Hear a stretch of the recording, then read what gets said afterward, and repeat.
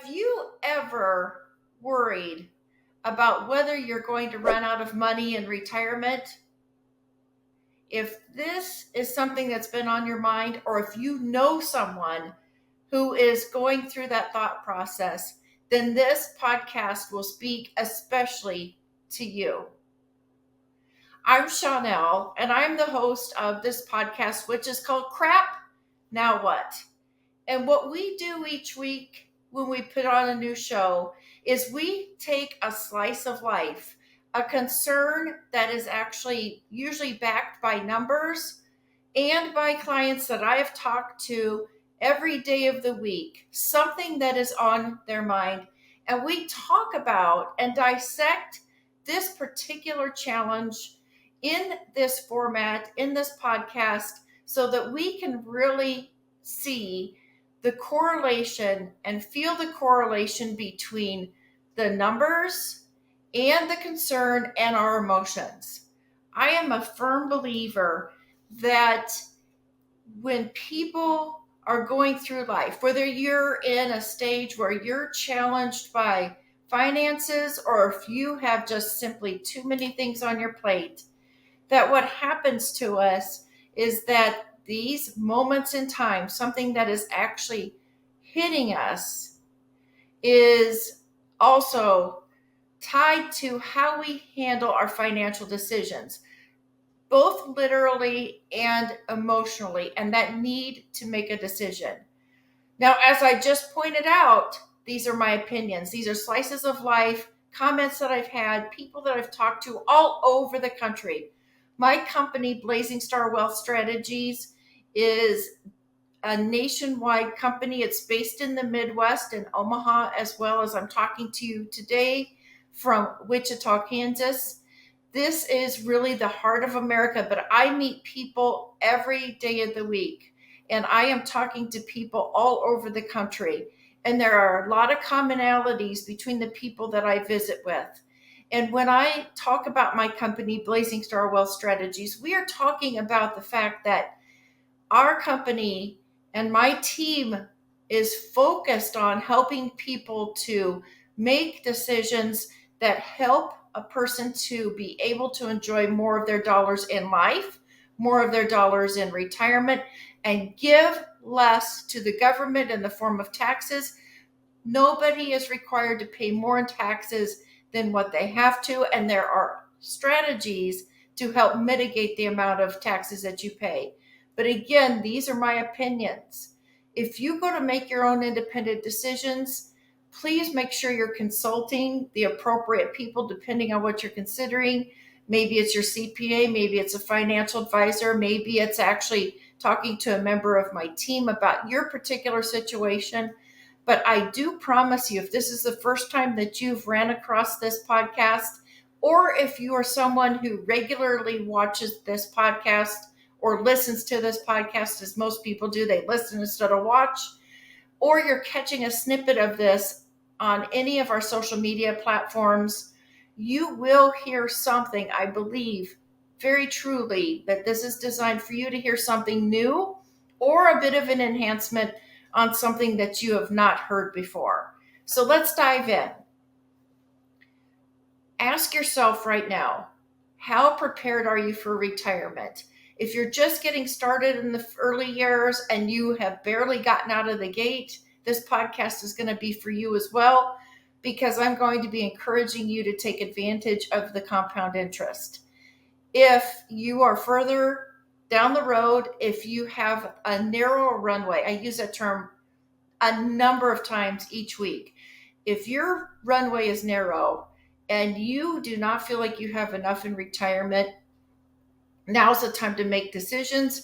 And sometimes those decisions don't require putting more money towards retirement. It requires a bit of research, a bit of a challenge for you. It really requires, and I'm stumbling for a moment for the right word, but what it requires is a little bit of homework, dedication to learning about other avenues that you might have to be able to stretch your dollar. Crap Now What is also based on, the podcast here is also based on the idea that I take these slices of life that are very real. I've talked to 2 or 3 people this week that know they don't have enough money for retirement, and they're in that crap now what moment. And what can I do? And what we do here is that we want you to be as informed as possible, informed of your options, especially if you can relate to some of these situations that I'm sharing. And I would rather have you at the end of the day, whether you act on any of this at all, be as informed as possible rather than uninformed. So, as usual, I bring statistics with me from the resources that I have, from the financial services and areas of expertise. I pull some of those. I also go and do independent research as well on Google. And today I'm going to talk a little bit about a life insurance carrier, Allianz Life. They are actually based in the Midwest as well. They actually go further than just life insurance. They help people with wealth strategies as well. But they're a very well known, very strong company in this industry. And they do an annual research study that talks about specifically how many people feel prepared for retirement and how close they are to retiring. And in their last study, in this 23-24 study, this shouldn't surprise very many people, but when you look at it from a number, 61% of Americans are more concerned about running out of money in retirement than death itself. Literally. All the different ways that a person can be starting to face their end of life days. Like me, that a sudden car accident, something happens. Me with the injury that I've had that I'm recovering from.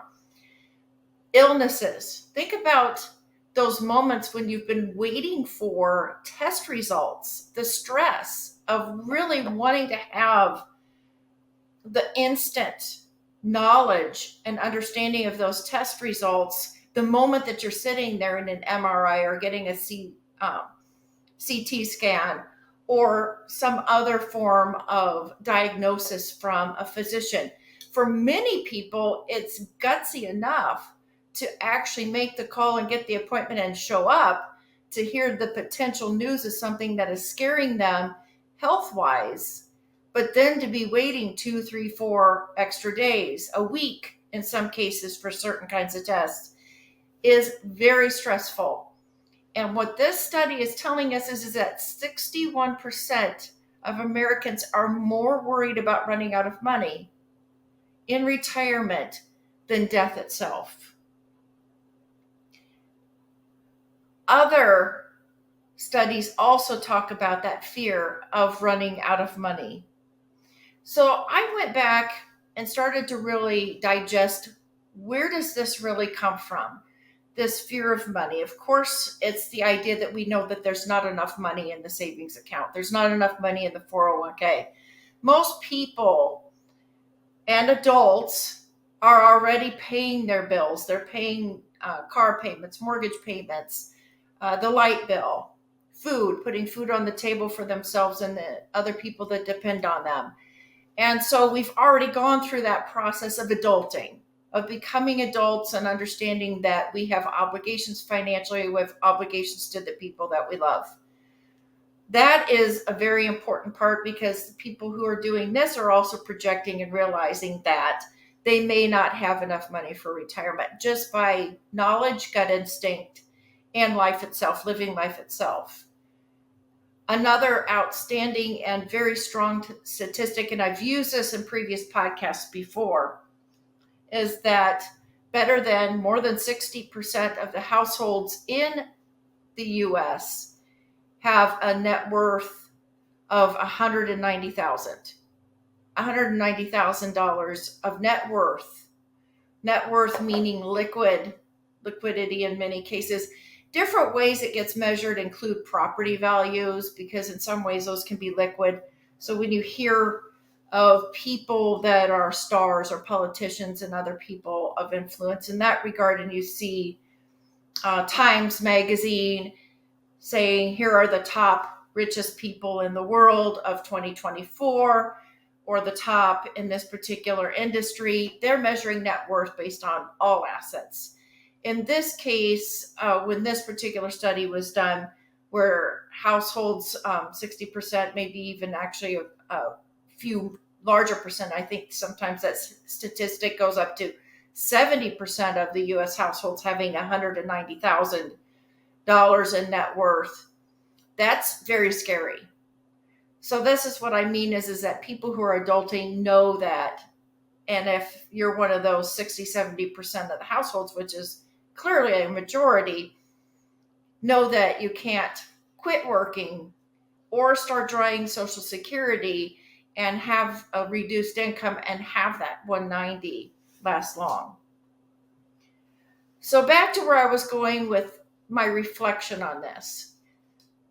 Right now, the largest group of people that are in those retirement days are those that are in the boomers. Everybody hears about this. The biggest transfer of wealth.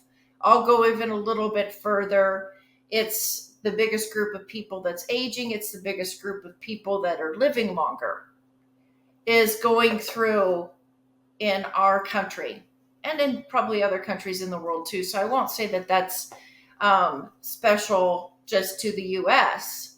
But what I'm telling you is that with so many people going through, this is a really big challenge on people's minds. It's a really big challenge for a large group of people. This is really a society challenge. And it's a concern that you could walk into any room and find a large percentage of the people who would agree that there's a good chance that there's not going to be enough money. There's going to be people who are living a lifestyle that they didn't want to have to live. One that's less than what they had in their working years. Nobody likes to roll backwards. And the reality of rolling backwards is scary. It's sad. And it leaves people with stress, and it leaves people with that crap now what moment, that what am I really going to do? And you're left with unhappiness, potentially, maybe even bigger words than that, and how people feel. It's watching some of our parents, my parents at this time of the recording of this podcast. My dad will now be 84 next week. My mom will be 84 not very long behind it. And their generation, and when I look at this and where I'm going with this point is that their generation were the generation that were coming off of World War II, and coming off of and living in a world where their parents, some of us could even say our parents, were children during the Depression or in the back end of the Depression. The fact in most cases, though, if they weren't a young child, they were definitely the child of parents that lived through the Great Depression.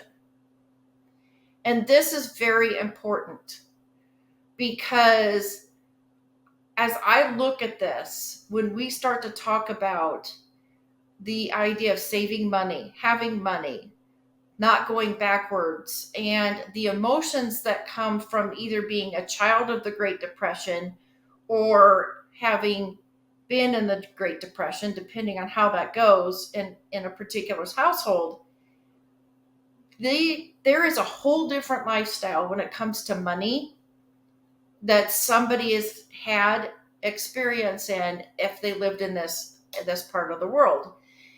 And because the Great Depression, that those years from 1929 to 1939, it was make do with whatever you got. It was scrape up whatever you could just to have food on the table. There was no room to even really think about savings. Just a small fraction of the houses in the households in the world really had it well. The majority of people, the people who are our parents, the people who are our grandparents, literally were going through, what am I going to eat?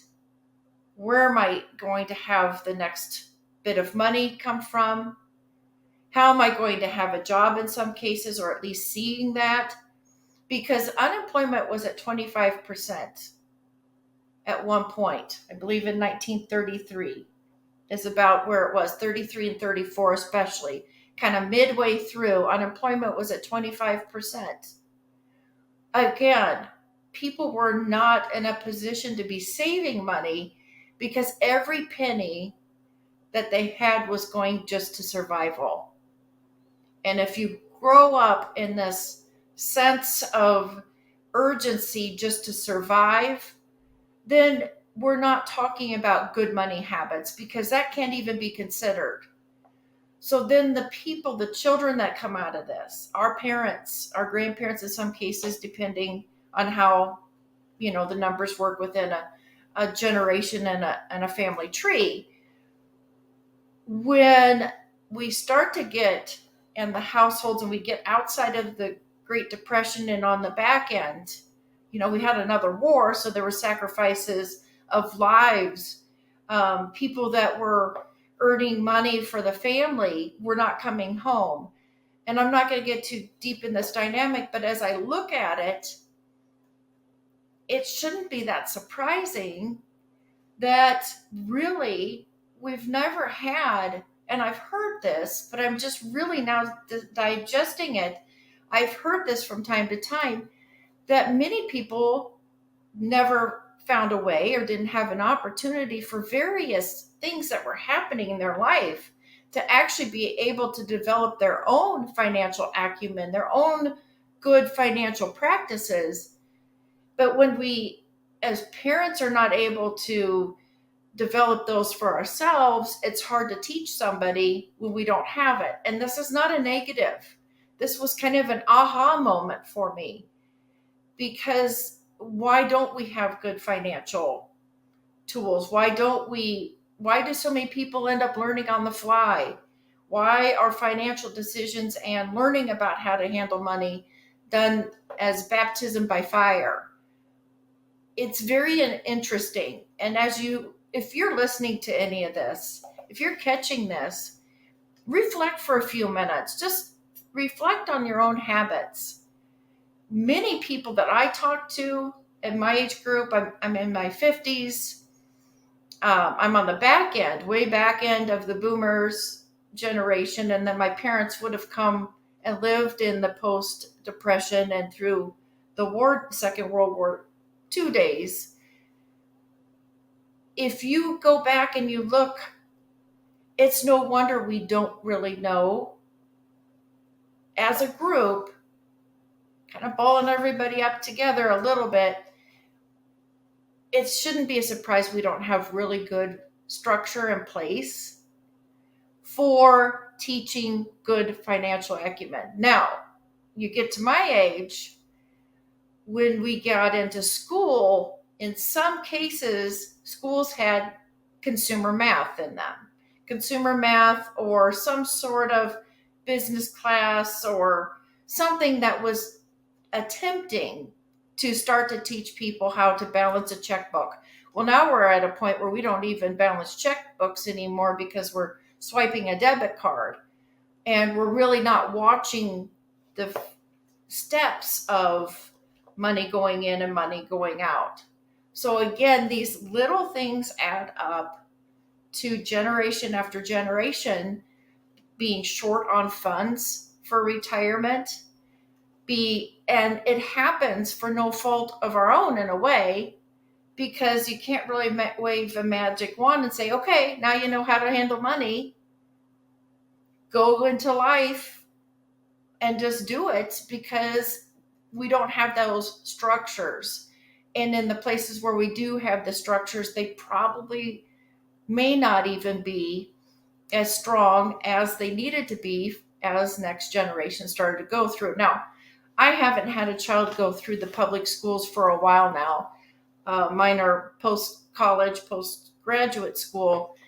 I am not necessarily speaking very strongly about what's in the school systems now. So If I get hate mail on that, obviously I'll go back and do my research as to what people are being taught now. I'm talking about where we were, where my generation in their 50s are at without enough retirement income. And that's a large part, as I said, about 60-70% of the households have less than 190 in net worth, have this concern of running out of money. So where do we go from here? Where do we go from here? When people say, how do the rich get richer? I've shared a few tidbits on how the rich get richer. Where my wealth strategies company shines, it shines in the fact that we care and we're very passionate about helping people with as much knowledge as possible. It shines in the fact that we can make a difference in people's budgets. More often than not, we can at least move the needle from the fear side, at least to slightly more comfortable, or at least have the dollars lasting longer, depending on the situation. But in general, there's something for everyone. We take these strategies that the rich have and start to implement them and share them. Again, it still takes a commitment like it always would. But at least these are some of the opportunities, and why I'm so passionate and why I continue to get in front of the screen and try to reach out to as many people as possible is because everybody can benefit from it. I get disappointed, not frustrated so much, because people are independent. If somebody decides they don't want to and that they think they know better, they might. It's your own money, so people can make their own decisions. But what they say about the rich, and you can go to Google and ask AI anymore how it goes, is that what the richer people, the people who have more for retirement, typically have learned that spending and proper spending choices take time, taking advantage of compound interest, and not necessarily living day to day for the thrill of what you can do with the money. It is that longer term planning.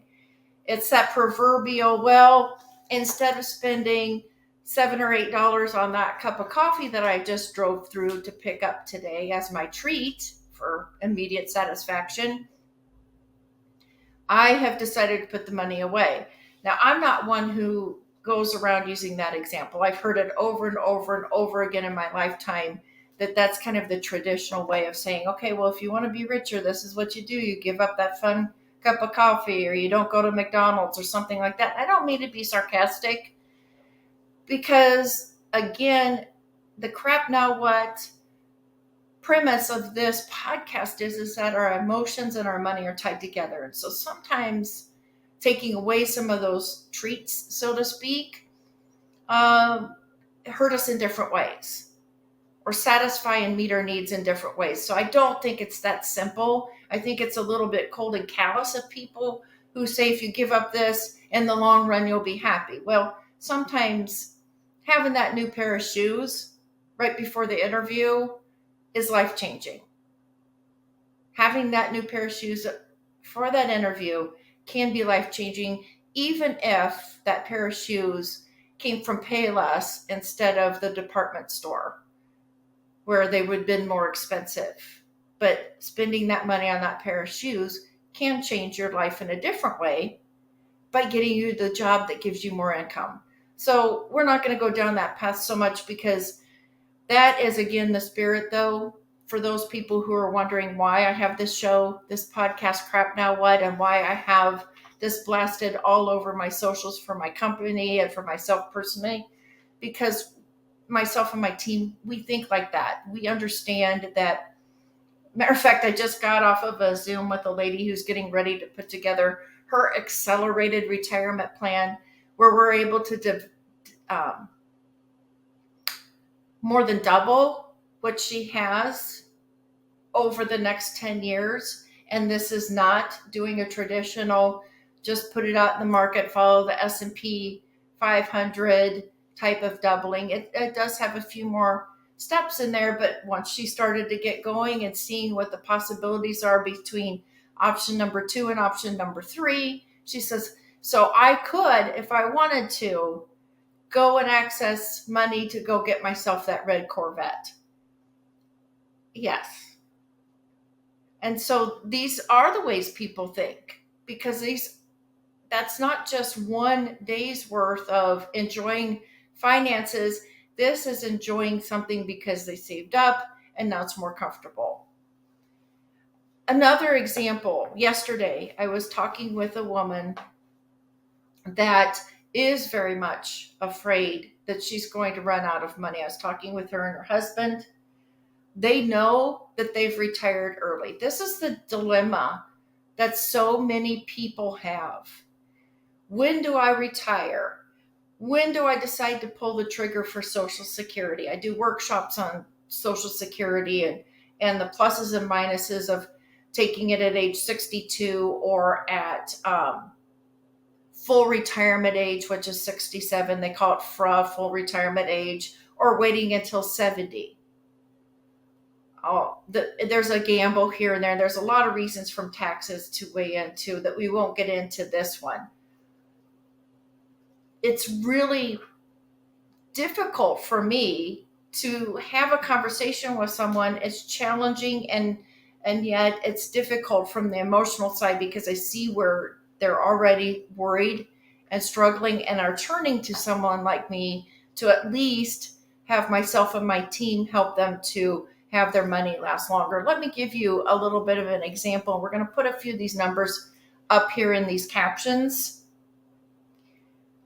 We're going to put some of these numbers in the captions. I'm a little bit emotional about this because I was talking to a woman who's 61 years old, and she had been working at the same job for 41 years, just retired. So yes, 61 is not necessarily the traditional age that we retire.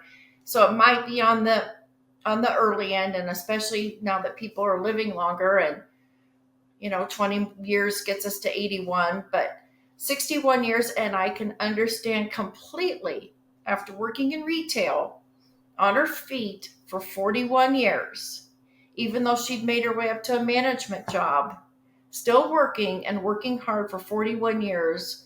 It's difficult for me to debate even in numbers or present even in numbers that she should have kept going 41 years. That's the way people feel.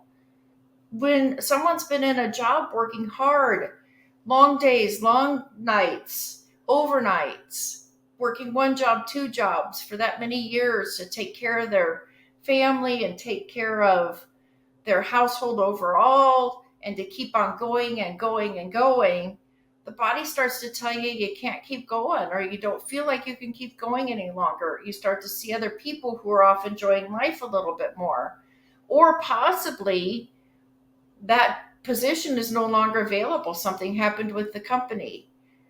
So it's easy to be empathetic with someone who's decided that they were going to retire after 41 years doing the same job. That particular 401k is $250,000. That's a pretty good size. She wasn't making a lot of wages in this particular working retail. That's a nice chunk of change. It took a lot of sacrifices for her to save up that much money and put it into her 401k. Now, she was blessed too to have the opportunity to have a little bit of pension too. And that's not very often that we're seeing pension jobs where people are able to draw retirement. And for those of you who have pensions, good for you. There's a lot of people out there that don't have those anymore. So if you're still in a pension job and it's going to grow a little bit more, if you wait a little longer to retire, go for it. See if you can find a way to keep making that bigger, because the slices of us in the working world today, there's more of us that don't have pensions than do. That said, let's look at some numbers here. That $250,000. Now, the husband has also retired. He has retired at 65. So they're both now retired. He just retired in August.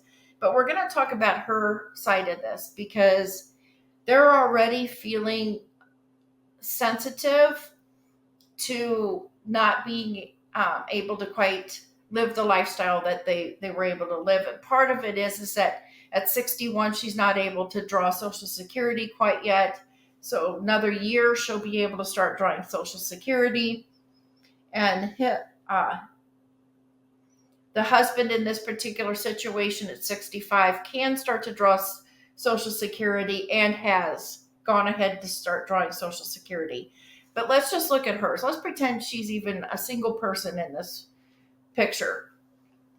If she was making $50,000 a year, which I would hope to heck she was making 50 before she retired after 41 years in the company and being a manager now in retail. But for those of you who've been in retail, I probably am stretching this scenario.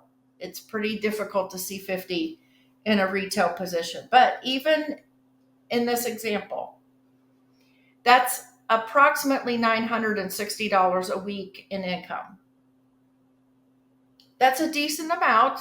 Most people have learned to live within their means in that regard, or about $3,800 a month. That's how that calculates out.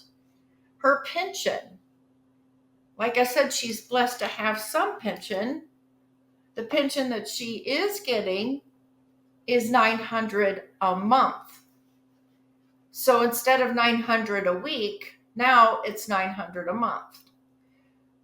Now she's got we'll have eventually some Social Security to supplement it, but let's stay focused on this. So that's a quarter of the income right there. Now in the form of a pension. That $250,000. She's been drawing down on it since she retired at the rate of $2,500 a month. Their financial advisor is actually really not advising. That's actually come up in the conversations as well. The financial advisor is just saying, how much do you want? Well,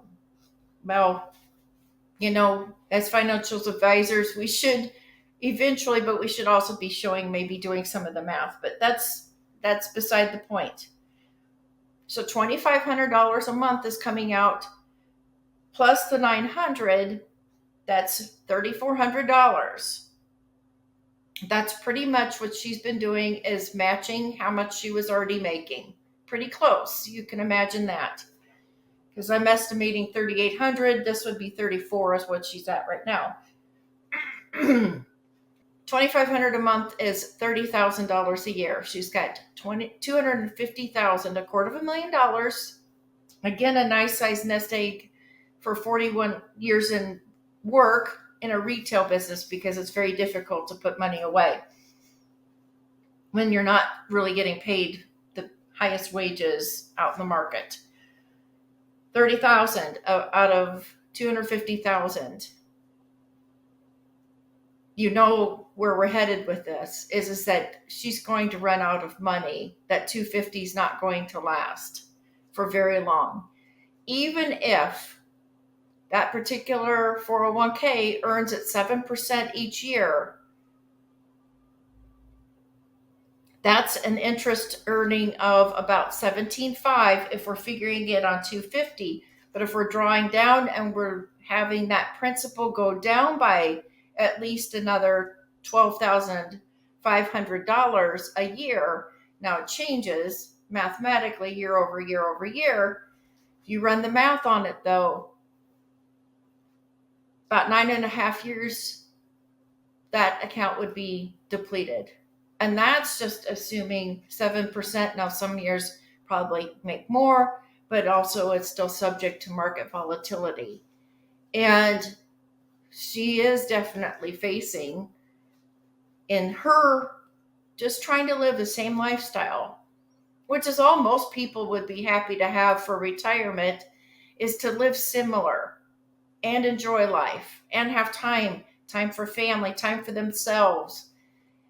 Nobody expects necessarily to be rich in retirement, but we don't want to be poor and not be able to enjoy the time because we're stuck at home. We're not able to do some of the things that we did before. So this is a conundrum. This is a challenge. This is a real issue for, like I said, 60 to 70% of the Americans in our country will be facing situations a lot like this. I don't want that to happen to you. I want you to learn and be as informed as possible. I am going to be able to help this household. My team is going to be able to help this household. They've actually got, and if you're following this story with me, they've actually got about 3 times that between the two of them.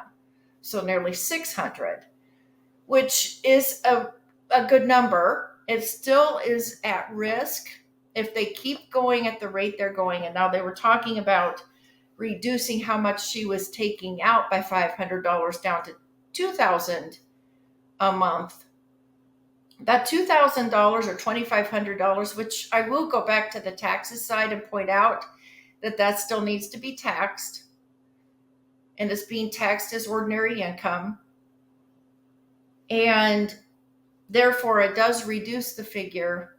But even if they personally dial back by $500 a month, great, that helps it to last longer, but it doesn't move the needle as much as they need to.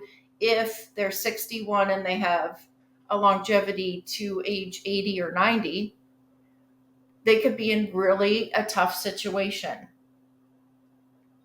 But my team is going to be able to help them and help them to put together a plan where they're protected from the market downturn, at least level that so that we're only taking care of the upsides, but also move in a position where we're reducing the amount that they're taxed on and having them have the money last even a little bit longer than projected.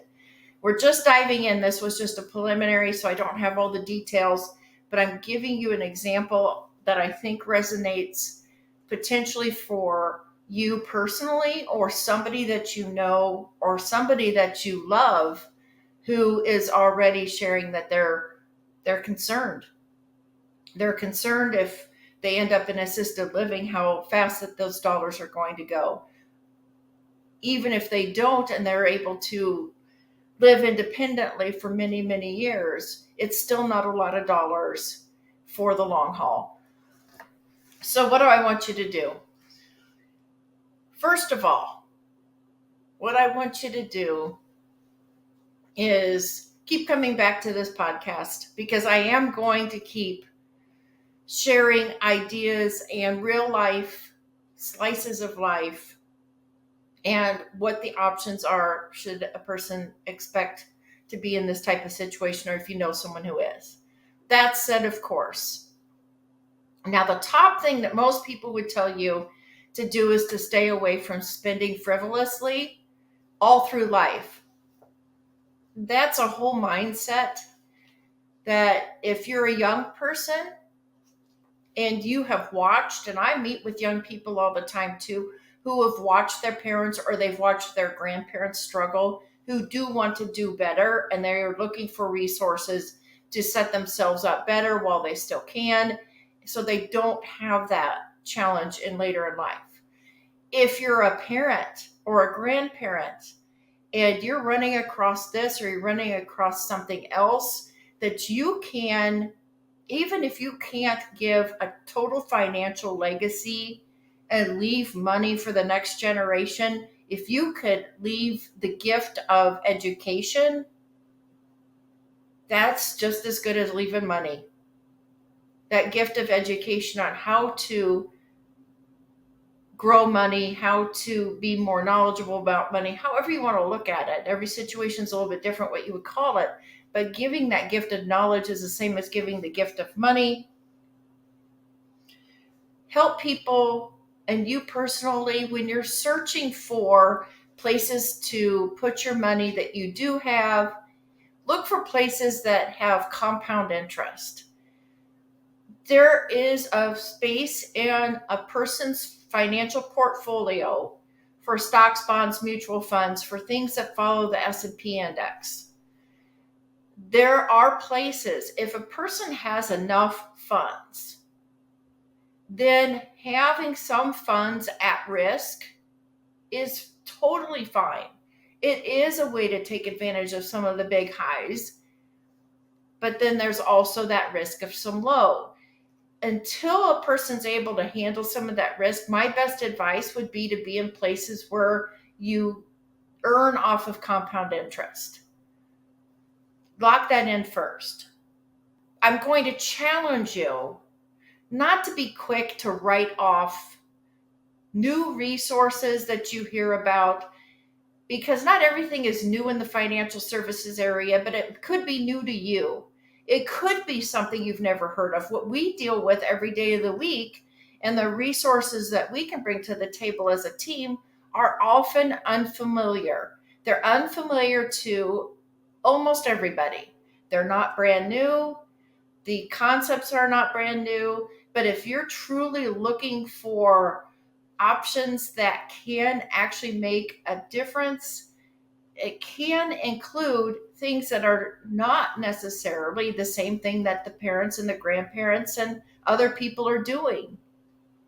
They can be some of the strategies that the wealthy are using. They can be some of the strategies that we can bring to the table to help you to see what happens if you have your funds in something with compound interest rather than market volatility.